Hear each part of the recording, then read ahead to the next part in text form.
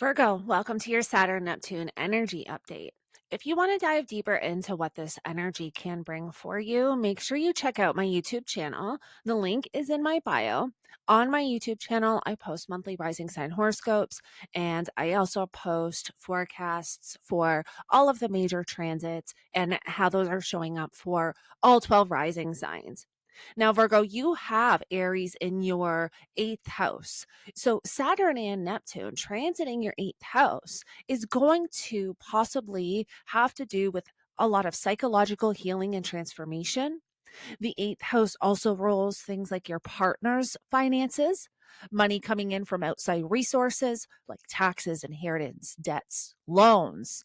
The eighth house also rules our deepest fears, the occult.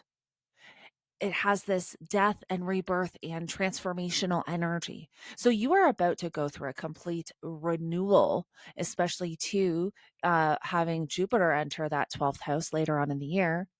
Virgo, this is the year really for major change.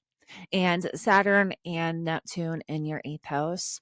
Saturn is the planet of maturity, responsibility, accountability. Saturn, yes, can bring delays, hardship, and challenge, but Saturn will really bring a lot to the surface that has to be reevaluated and reworked in some way to get you on a better path moving forward.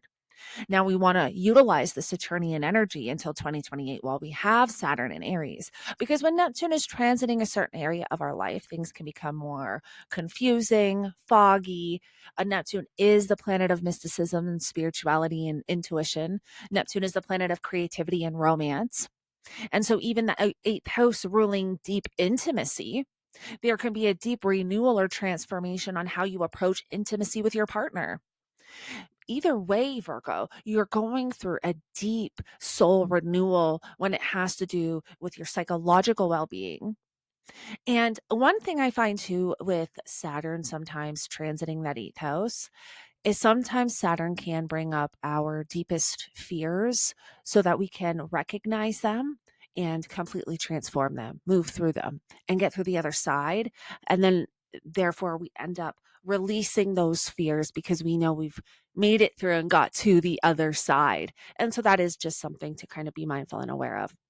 Now, Virgo, if you want to know more about how this energy can show up for you, make sure you check out my YouTube channel. Again, the link is in my bio. And don't forget to like, share, and follow.